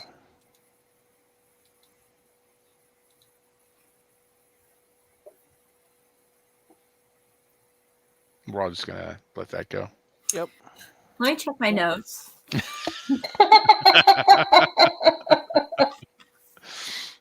Oh, let's see. okay. So I'm gonna throw out two names, by the way, since the question was asked for my Oh, yeah. Yes. people that popped to the top of my head for Fade Rotha. All right, this one might seem odd, but I think stick with it. Joe Keery, the guy who played Steve Harrington in Stranger Things. Interesting. Yeah. Very interesting. But with the same hair. Oh, absolutely. Absolutely. That's actually, yeah. Okay. Yeah. Or if you wanted to bring in further editions of the nerd cred, David Radcliffe. I know that name. Or Daniel Radcliffe. Sorry. Oh, Yeah. Harry No, Potter. no. No. I like Steve. I like the stranger. Where to? I don't know. Oh, we lost Tony. He'll be back. He will be back. He always. So what about Aaliyah? Like, so what I was thinking, Adam, David, and I used to watch this show called the 4400, and it's actually what I named my cat Maya after, because there was this character in it that was this little girl that could see the future, and she would give everybody like these evil portents, and she'd be really mysterious and scary. So like when I was listening to it, and then like, Aaliyah like would come out and say something ridiculous. Like she'd walk up to Baron or was it the Emperor? She walked up to the Emperor and it's like, this is the man that there's so much fuss about, or something like that. I imagined that in my Conchita Campbell's little voice. So like, who would you have play her? Okay, so one second, because I accidentally dropped out. Eric, what was your second choice? I missed it. I got shot down for my second choice. It was actually Daniel Radcliffe. I almost think he's a little too old. And possibly. He's also got to be. Also, whoever it is going to have to be hairless. Hmm. Yeah, which actually was why I didn't suggest Dev Patel, because he needs the hair, obviously. So and also is too dark skinned. And also too dark skinned for Fate Rotha, who's going to be the pale Harkonnen. I know it said that, but for some reason my brain did not imagine him as bald. Like I know it's there in the book, but like when I was, that's weird. Well, and in other adaptations, they haven't necessarily stuck to their guns with that, but they are clearly trying to go that direction with this movie. So yeah, presumably whoever they do Fate Rotha for they'll go the bald route. I've got an a Fate idea. Rotha for you. Yeah, so do I. Go, you do yours first. I cannot remember his name. I had to look up his name. The guy that I'm thinking of. This is going to be the same person. It's hilarious that it will be. The guy that I'm thinking of his name is David Dest Malchian. I'm probably not. He's already in the movie, Tony. He plays. Oh shit, Peter. He was. But man, he would have been a great Fade. Piter. He played Piter. But yeah, he would have been a great Fade. All right, you ready? Here we go. Yeah. Let me hit you. Wes Chatham. Oh. Who's that? That is the guy who plays Amos in The Expanse. Yeah. Oh wow! Oh. I'm maybe a little too old, but he's 43. Yeah, Is he that's 43? Yes. This is the problem with male actors: is they're all older than you think. Yeah. How He looks good for 40. Timothy Chalamet is as we all are. 25. Yeah. What? Oh yeah. How old is Fade Rotha supposed to be? Roughly Paul's age, because Really? they were he's supposed to be young. married. That was the original plan when Paul was supposed to be a girl. Okay. Because gay people are evil in the Yeah. books. Tom Holland. I thought of that too, just for the hilarity of it all. But I don't He'd think never they'd be able do to it. keep his mouth shut about it. No. Yeah. I like Steve from Stranger Things. Like that's his promise. Kind of Actually, dig I'm that, actually yeah. down for that. Yeah. What are you, a prophet? I am the. But then he Kwisatz wouldn't Haderach. have the hair. Yeah. Well, they let Sting have hair. Oh, God. I wish they would just do an elaborate Steve Harrington wig. And, like, to make it super obvious. Oh. Like have him shave his head, but then wear a wig of his own hair. Mhm. I've gotten aside while we're talking about theoreticals. How fucking good does Cowboy Bebop look? I think it looks amazing. didn't I look have at any seen of it. so many people saying it looks like crap, and I don't know where that's coming from. Yeah, I don't... Like, if they maintain the style that they've had in the trailers, I am in. I am down. Me too. I need to rewatch Cowboy Bebop because I hardly wait. Did I hear they weren't having Ein in it? No, they're not. They have not. Nobody has seen Ed in any of the promotional stuff. Yeah, I think they've actually Ein is cast in it. Ein, Ein is Yeah. in it. but Ed, as they have not revealed Ed being in it at all. That's Yeah. weird. I mean, it's Well, Radical Edward.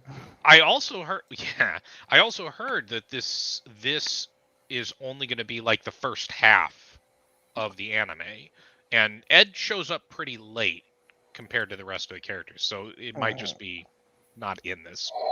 I read an article that was like 10 episodes of Cowboy Bebop you have to watch to really get a handle of the anime. It's the whole thing's 22 episodes.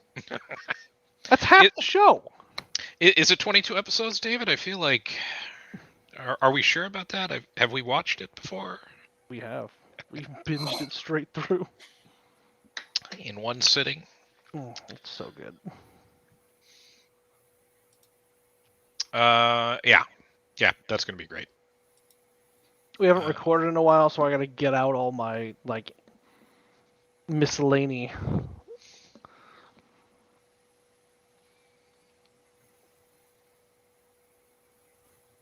I was at the end of my list. Until I come up with the next item on my list. What? Oh, so we've talked about a lot of the cast. The person that we haven't talked about. I'm curious what everyone thought, especially because it did involve one of the bigger changes to. What some people would say was one of the bigger changes. The character for Kynes, whatever. Kynes was Kynes. black. And a woman. And a woman.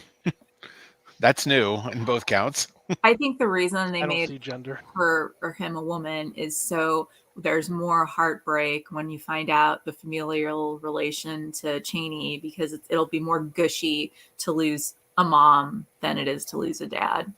Or because there just aren't very many women in this movie. And so you know what? Let's get a few more ladies in here. Because Sure. there are 2. But I'm not counting Zendaya. I She's think in it for I 3 think minutes. I think it's both. I think they needed more female characters, and that was a really good place to make the change. Because it makes no difference, you know. Not for the story we're being told right now. Right. No, it does not. They also changed Kynes' death. Yeah, it's way cooler now. Sure. It's another thing being that exploded in a spice explosion isn't as cool as being stabbed in the back. And then eaten by a sandworm. That's. Yeah, I think that's cooler than, all right, we're going to toss you out into the middle of the desert. You're going to get so freaking dehydrated, you're not going to even know where you are. And then, boom, you explode. But that's when he accepts the Lord Jesus Paul Atreides into his heart. Did they have... He only has one god, and it is Shai Hulud. At the end, they didn't. I keep looking up here because I have it running on HBO Max silently, but they didn't show the funeral of was it Jameis? That's like gonna be the beginning of the next movie, right? Probably. They wrapped up his body and took it away. I don't know. I mean, they're on their way to the water, CH. So yeah, actually, you bring up a good point, Helena, because this is something Monica brought up, that she was concerned that it was a major omission that is actually kind of a big character moment from the book, which is Paul cries for what's his name? I forget. Jameis. And it's one of the things that actually gets the Fremen really on his side, because to them, crying is you're literally wasting your own body's water on behalf of another person, and it's this huge deal. And she was like, he didn't cry, it's a big deal. But then we were thinking about it afterwards, like, actually, I don't think he does it in the fight. It happens at the funeral. He does it when they're rendering his body down into water. I'm pretty sure it's quickly after the fight, because so in the book they actually fight in the cave, right? Right, yeah. So they're not fighting outside. So he cries in the cave almost immediately. That happened in the movie too, in the Lynch movie also. Lynch movie, yeah. Yeah, I suspect, like you were saying, Lane, I suspect that we'll get that moment early in the second movie, because I think possibly the thinking is we kind of had hit the climax, and we didn't want to have that moment at the tail end as we're about to roll credits. Yeah, I think so too. Because we're gonna have 2.5 hours in this next movie.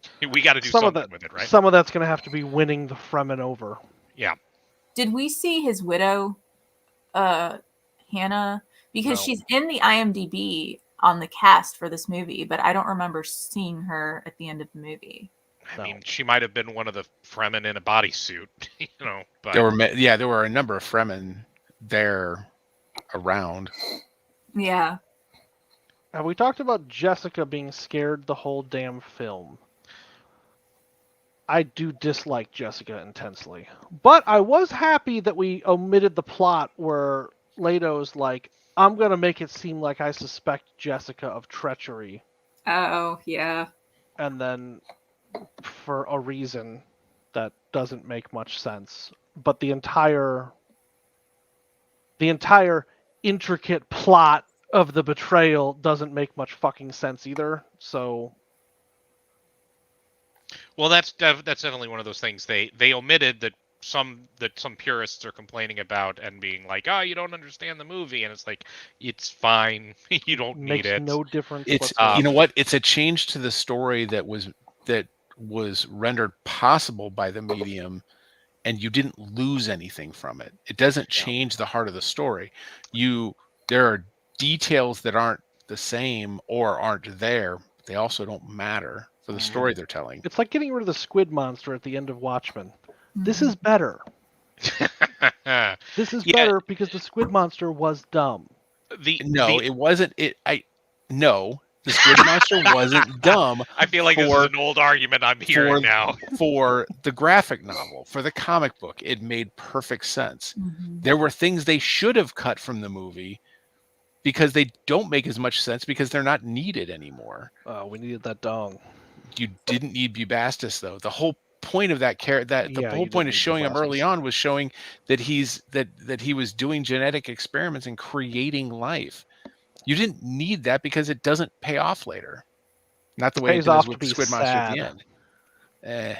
To answer Rich's question, like, I didn't really feel like Jessica was scared the whole movie. I felt like that actress is really good at like making nuanced facial expressions, and like the one we alluded to earlier about the end. I think a lot of her facial expressions during the movie like came across to some people as fear, but a lot of it was just keying into like what was happening in her brain or her inner monologue in the book at that time. You know what I'm saying?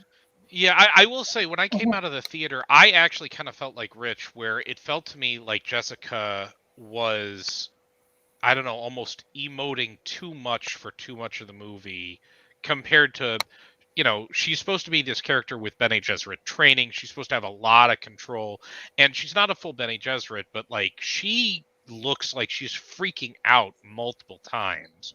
But then I guess, yeah, if the point is that this is serving to replace some of that obnoxious internal monologue, I can. That kind of makes more sense to me. I think it also might serve Eric to show you that this is someone who has more knowledge about what's going on outside of everything that you're seeing in front of you. Like that her fear comes from a place of, I understand what's happening and I can't do anything about it. And I've promised to do certain things that are just going to make this situation worse for certain people, namely my son. And I'm freaking out because I do understand all of the ramifications of everything as it's happening.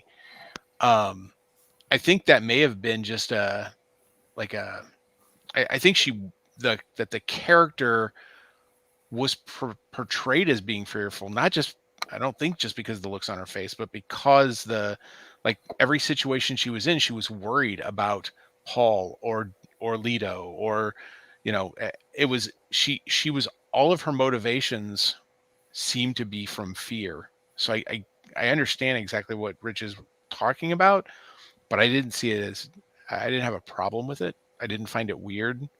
I think it was, for me, it felt like, because I know the story, it's just because she knows what's coming. She has an idea of what's coming, and it's not going to be good. It's not going to be the good thing for certain people that they think it will be. Well, I mean, Bene Gesserit mother tells her before they even leave Caladan that Arrakis is where Leto's going to die. That's not in the movie, though, is it? No. They took it out. Well, saying that he's going to die isn't in the movie, but she does basically tell her, yeah, Arrakis is a giant fucking trap, and it's not going to go well for you, and we've laid the groundwork you'll need. She does say that in the movie. And I think Jessica's fear comes from that. I mean, like the Bene Gesserit, whatever her title is, mother shows up and The like Reverend Mother. yeah, The like she fucking witches. literally put the fear of God into Jessica. Oh, by the So way, it- God is probably your your son. son now. that it's an interesting take because when I was watching the movie, I didn't put that together. That like her freaking out outside the door. You're right. It's not just about will my son live through this one test. It's also if he does, I know what comes next. Yeah, yeah, it's bad. Like either I have a dead son or this gets really bad.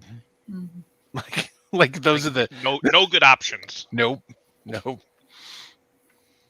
Okay, I am gonna tap out. I am so tired. So I'm gonna say goodnight for now. Good night, Lena. Good seeing you. Election Lena. next week. Good night. Yep. Okay, cool. Good night, everybody. See ya. Right. So Rich is saying he guess he's conflating the book versus the movie and not taking the medium as its own thing. Yeah, that guy was doing that. no, I mean I think we've been kind of talking about that the whole time, and Rich may have missed it where we were saying just how much of the detail and the unnecessary detail was cut from the movie that we think is part of the reason why some of the purists are saying, how can somebody who's never read the book understand this? Well, they can understand it just fine because the story is being told on the screen. They just don't know all of the backstory. They don't know every detail. It's like going to a Marvel movie with somebody who's read every Avengers comic book. They're going to tell you why everything's happening, that it's not on the screen, or they'll tell you why it's important that you missed something that's not there. And the thing is they're not letting the medium tell its own story. They're not letting the filmmakers tell a story for film. And I think this story was told just fine for film. Yeah, honestly, with the Lynch adaptation, especially for all that it does invent weird stuff towards the end, I think we've got one of the clearest examples of here's what happens when you try to adapt a book literally to film, and here's what happens when you try to adapt a book to film using film as the medium. Mm-hmm. And you can, I mean, it's so much stronger of a movie. Absolutely. And not just because of the special effects. I mean, the story pacing, the pacing is atrocious. This is the original Lynch film is another good reason why we should avoid, unless you have a real necessity for it, just avoid altogether voiceovers. It's just it doesn't help the movie. And if it requires it, maybe you've got a problem. Because this story didn't need it. It didn't need the voiceovers. It didn't need Jessica explaining everything, Paul narrating his books to us over and over again so that we understand that yes, there's fucking sand. We get it. There's sand, Arrakis, Dune, desert planet, Princess sand. Irulan wrote a lot of books, and I got to get a lot of quotes from Wadib in the books so that I know that he's the Messiah way early in the movie. Missing Rich. Tom Bombadil was definitely a loss from the movie, and I'm not gonna try to argue against that. Yeah, actually, and that brings me to another thing that struck me that was a little bit different about this one compared to the other. Earlier? Was it when the Eagles flew in and actually helped and flew them to Mount Doom and just that made the story end the first half? Yeah, it was much better book that way, right? No, I have seen some people who didn't care for the movie as much complain that it was humorless, and I didn't like. I just think that's wrong. I thought they actually had some really clever writing at times in there. I mean, for any time Duncan Idaho was on screen, practically up until the late stuff where it's very, very serious. One of my favorite moments, though, was after the drone tries to kill Paul on Arrakis, and he goes in to have their first strategy session.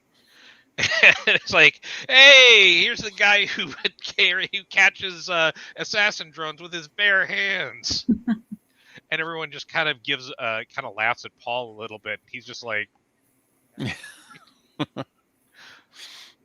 I thought that was great. Like, I think they did a great job of breaking up some of the tension of this really almost overly serious story with a few moments of levity here and there. In a way that honestly they didn't accomplish in the same way with like the Lynch or the miniseries. Yeah, because I remember reading Frank Herbert's Dune and just slapping my knee every third page because of the hilarity in that book. Yeah. I mean, to complain Every time somebody says that they like the intrigue. To complain about the movie being humorless is kind of a weird complaint about Dune. Yeah. Yeah, if anything, they lightened it up a little bit, but not for the adaptation, not in a bad way. No, and it was really surrounding the basically the career military guys and their interactions with Paul. I mean, they're treating him as they can treat him now because they know at some point he's going to be their commander. If they're still alive long enough for that to happen, he's going to be their commander. So they're getting their ribs in while they can. So I read an article that said like the title was something like adapting the unadaptable book, like the most unadaptable book. And like, I think we all agree that they succeeded, but I want to know, like, what would you guys consider a more unadaptable book to screen than Dune? Well, and I assume we're talking about books that we at least somewhat consider are good, right? Because, I mean, anyone can take a terrible book and say it can't be adapted because it's already... No, yeah. Oh, yeah. Mm. Well, I think we've proven The Dark Tower. Oh, God.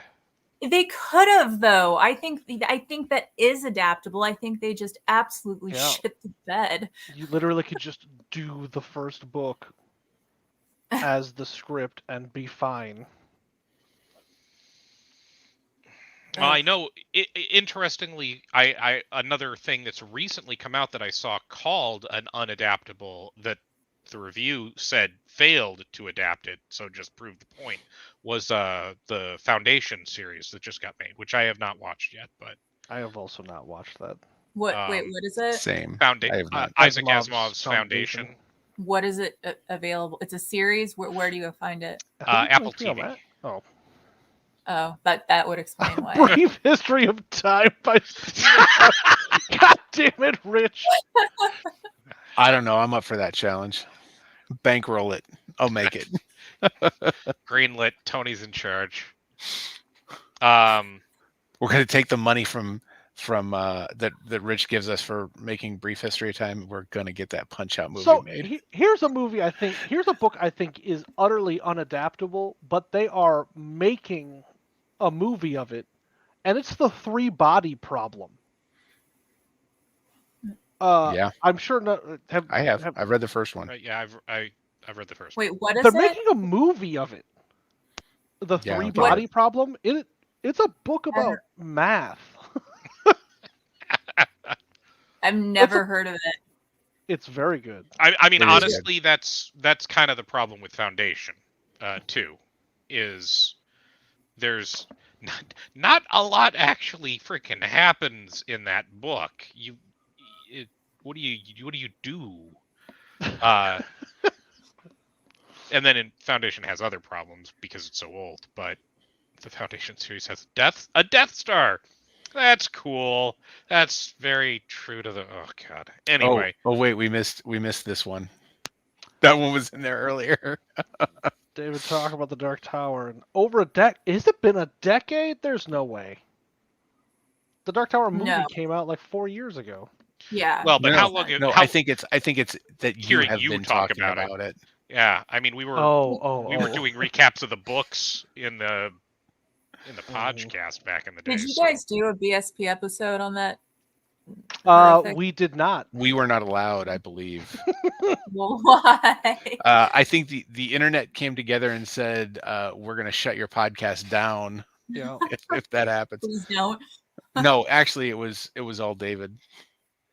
I haven't There's seen no the movie. point discussing it. I was told not to, and so I haven't. So bad. It's just. Anna told me that I was Tragic. not allowed to talk about it on the way home from the theater because she said I was driving too erratically. Which is really funny knowing Yeah. you. Because the theater is only 10 minutes away. Yeah. I have a hard time thinking of too many just because I've actually seen some really interesting adaptations. Like, there are terrible books that have been made into really good movies. Like Forrest Gump. The movie Forrest Gump was really good. The two Forrest Gump books are weird and just a mess. Like, he's kind of racist through most of it. I mean, Which makes a lot of sense. I mean, he did come from Alabama, but yeah, the books are not good at all. The one that was really interesting to me was Silver Linings Playbook, because the movie was really good and the book was really good, but they are completely different. I hated that movie. I really Sorry. like how it. about Fear and Trembling by Soren Kierkegaard? Little philosophy. Mm-mm. I only know the name Kierkegaard because I watched The Good Place. So I could not make it through The Good Place. Fear and Trembling is an audiobook I have that I have to order the actual physical book because I cannot get through the audiobook Wow. because it is awful. It's the same thing with the third Altered Carbon book. Hmm. Because the audio narrator for the first two is excellent, and then they changed it out for the third one, and it was like, ooh, the fifth season. So my problem with didn't they already adapting the adapt fifth... that with Bruce Willis and he's, Get the fuck out of here. Chris Fifth Tucker. Element was amazing. Yes. Second off, the problem with doing fifth season as a movie is that they're going to remove too much of what makes it like uniquely fantasy that Jemison put in there. Because it's almost the same problem that the Three Body Problem has, like doing an adaptation. Like, some of the strength of the book is that, so it's not written from a Western sci-fi bent. So like the Asianness of it is incredibly unique as part of the story, and it's like pretty deeply entwined in how the story is told. But like, there is absolutely no way that is going to translate effectively into an American movie. Like, there's just like, that also is just going to evaporate. And I feel like the same problem is going to happen with the fifth season. Is somebody trying to adapt that? I don't know. Okay. I just wasn't sure if there was some news about it. Mm-hmm. Oh, yeah. Actually, yeah, one character, one portion of the book is written entirely in second person. Yeah. That's a wild way to write It is. It's a wild way to write. It is a wild way to write. It's very strange to write that way. I've done it. It's really weird. Yeah. Honestly, I'm kind of in the same boat, though, in that I don't know, outside of some really weird stuff like what you're saying, where a Western movie tries to adapt a very Asian point of view with unique storytelling.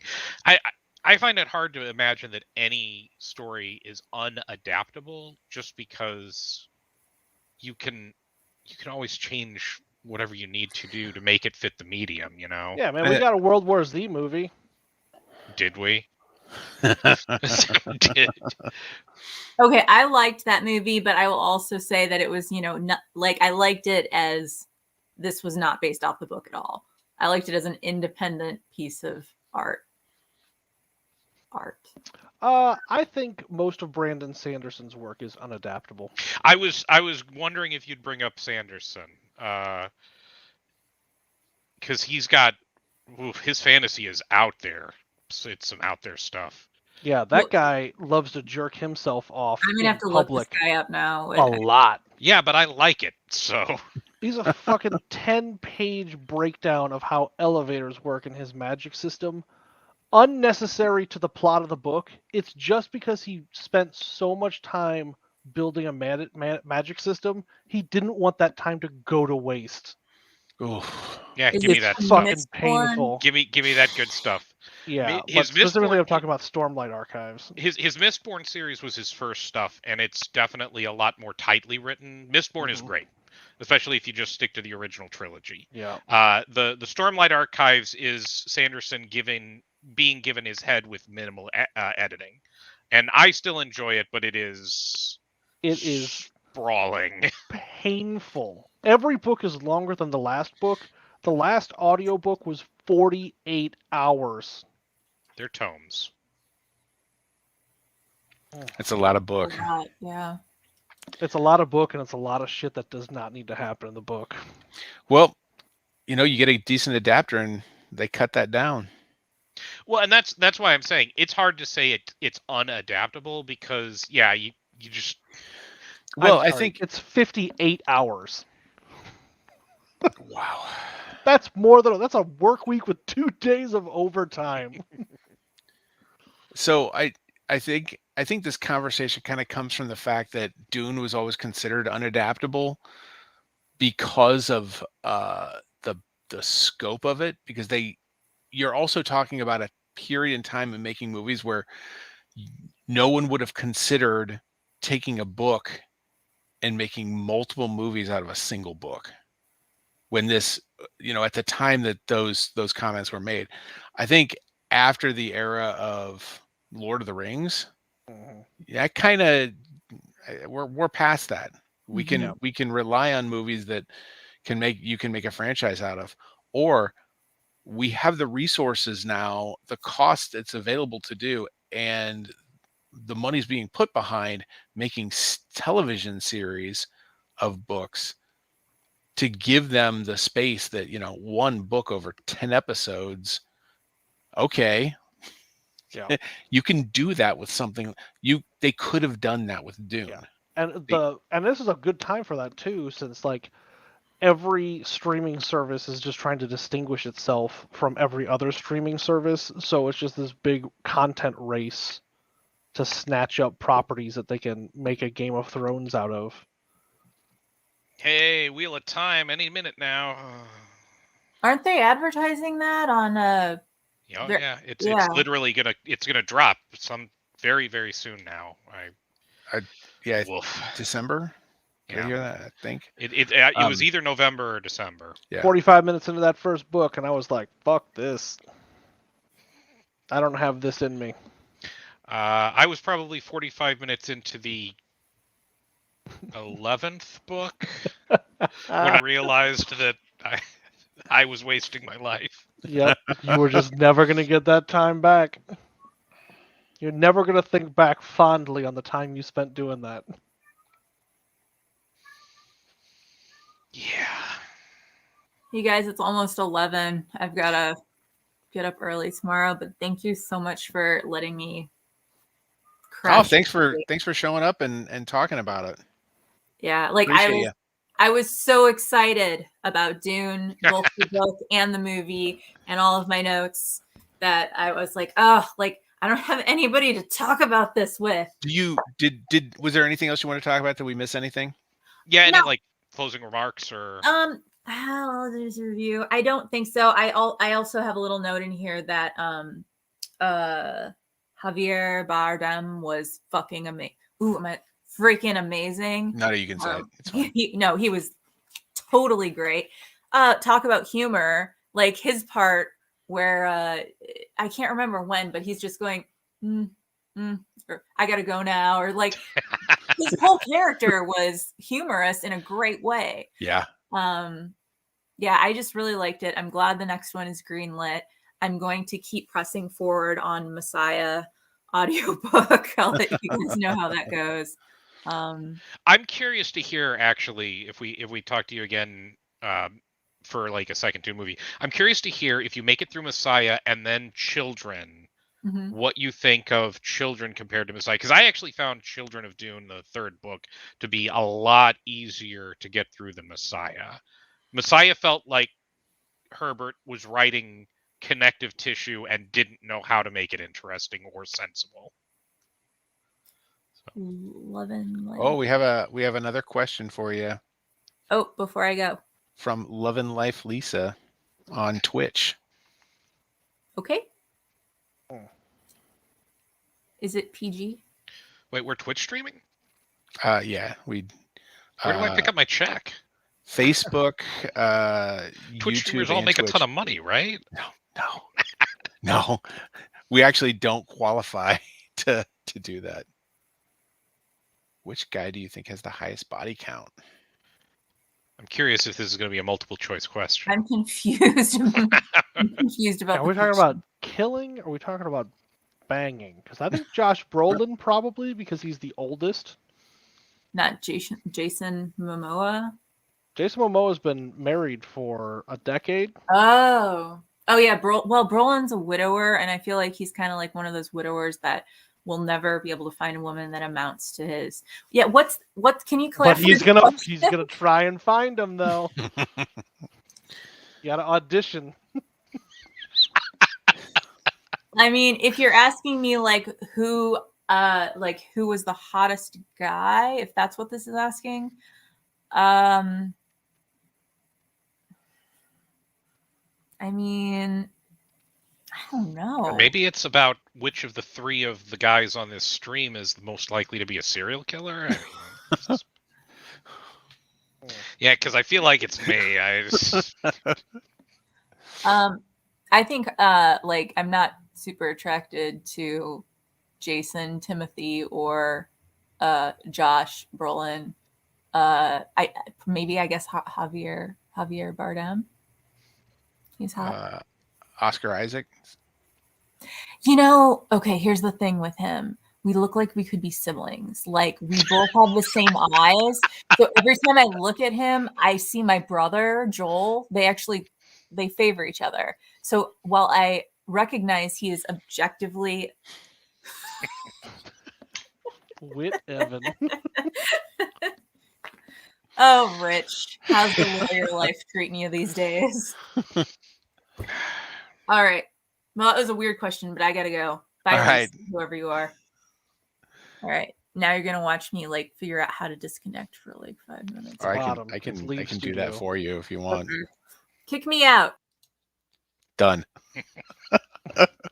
Made it happen. I can see that she's still on. She hasn't actually closed it. I just kicked her out of the. Oh, there she goes. All right.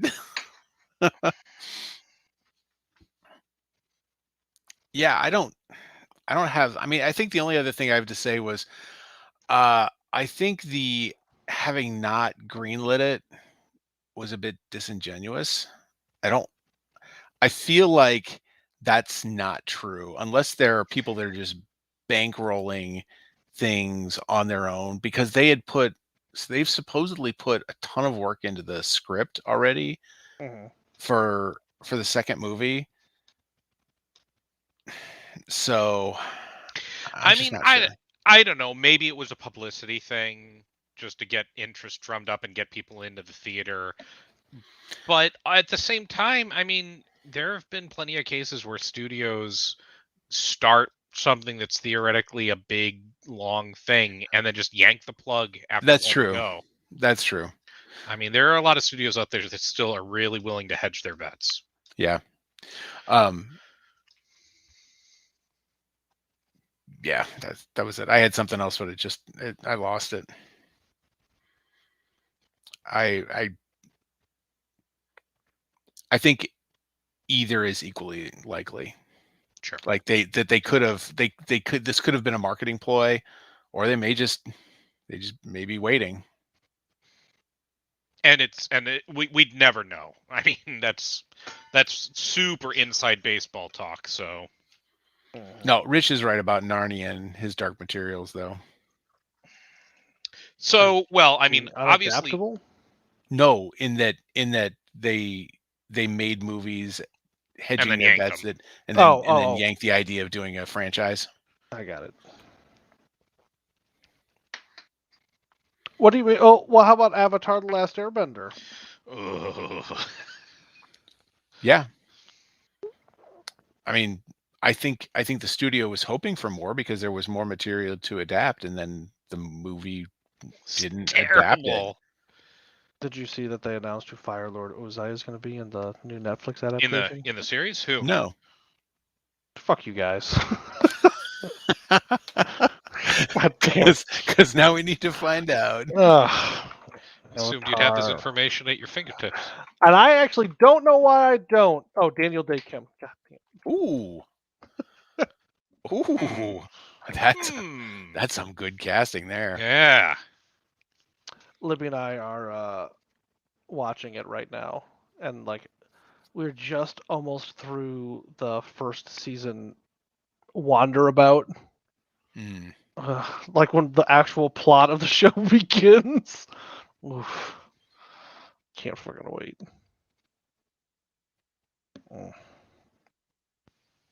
That. God, it's just a classic. It's just so fucking good. And it starts as a decent cartoon, and it just keeps getting better. Oh my god. I was like, you don't understand. This is the worst. This is the worst it is right now, and it's still good. Mm-hmm. Yep. Because then you get into the Bossing Say stuff, and then you get into the Fire Nation stuff. You get a fucking Toph. Toph. Yep. Well, yeah, and that's the thing. I always forget how long it takes them to get there, but like the series doesn't take off until you get Toph. No, and she doesn't show up until like almost midway, 3/4 of the way through the second season. Mm-hmm.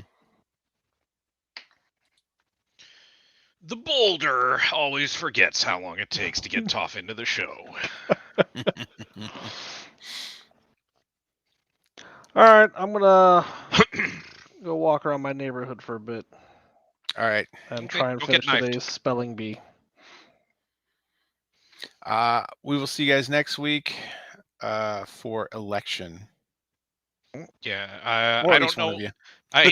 I don't know if I'll be here next week, but I will try to, because if Shang-Chi, Shang-Chi. if that martial artist Marvel movie will be out for streaming, I will probably try to watch that as soon as it does, and then hop on for that discussion. So we need to also have a very serious talk about what happens 3 weeks from today, because it's Thanksgiving time. Mm-hmm. It is time. Yeah, we're gonna have to figure out what we're doing. Thanksgiving. Thanksgiving. It used to be Skanksgiving, but then we had to change it because feminism ruins my life. And then the millennials tried to turn it into Thanksgiving, which I abjectly refuse on. Yeah. God, those millennials, they ruin. They kill everything. Then I think I realized that Thanksgiving is just Thanksgiving. So we like 2-3 years ago decided that it was just going to be a celebration of the greatest living film star of our time. That's Tom Hanks. So the first movie we did was Mazes and Monsters. Of course. So I assume you're going to go into big for this one. We try to find just terrible Tom Hanks movies, or at least questionable Tom Hanks movies, and and review them for Tea Thanksgiving He's Mhm. like and he's like drink he's like considerable our amounts. generation's Christopher Lee in terms of the breadth and scope. Well, that does sound like fun. I will actually be in San Diego on the 24th. So Oh wow, nice. yeah, our friend Siobhan moved out to the West Coast, and we're going out there to spend Thanksgiving with her, and then hit up Disneyland and the Star Wars experience. Oh, that'll be fun. Very nice. Well, this year I would like to make sure and try and do Tea Thanksgiving in person.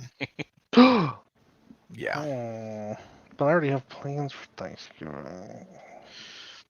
All right, we'll have For a Wednesday conversation. night. Yeah. Now, are Oh. you vaccinated though? What? Are you if you're going to see people in person? Are you vaccinated? Yeah. Eric, I've been vaccinated since April. Yeah, Actually- see, Aaron Rodgers said that too, and I don't know. Yeah, actually, I need to get my booster. I think I'm Yeah, getting me that too. on like Monday or Tuesday.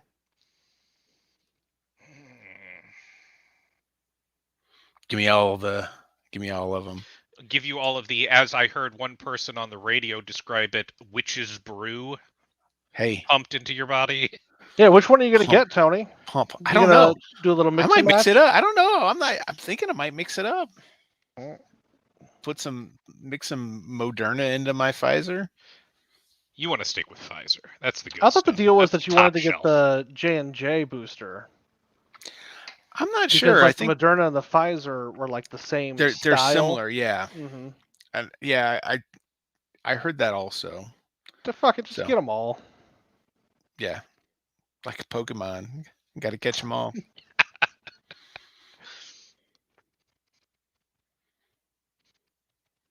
All right, boys. We'll see you next time, Eric. Maybe next week, maybe the week after. It was a pleasure as always, gentlemen. Yeah, it was great having you on. See ya. See ya. Yep.